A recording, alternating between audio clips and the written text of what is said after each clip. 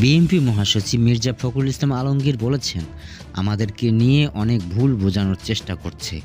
এদেশে আমরা ৯৫% মুসলমান, আমরা অঙ্গীকারবদ্ধ। কোরআন সুন্নাহর বাইরে কোনো আইন করা হবে না, এটা নিশ্চিত।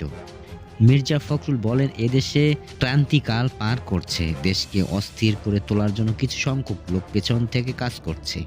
আমাদের সাবধান থাকতে হবে, নিজেদের মধ্যে বিভেদ সৃষ্টি করা হবে না। তিনি আরও বলেন, নির্বাচন বানচাল করার চেষ্টা করা হচ্ছে। কেউ যাতে এটা করতে না পারে সেদিকে আমাদের খেয়াল রাখতে হবে। নেতাকর্মী সমর্থকদের উদ্দেশ্যে আবেগঘন কণ্ঠে বিএনপির মহাসচিব বলেন, এটি আমার শেষ নির্বাচন, আমাকে আপনারা সহযোগিতা করবেন। এ সময় তিনি বিএনপির চেয়ারপারসন বেগম খালেদা জিয়ার প্রসঙ্গ টেনে বলেন, ৬ বছর পর কারাগার থেকে মুক্ত হয়েছেন বেগম জিয়া। তিনি বর্তমানে হাসপাতালে চিকিৎসাধীন।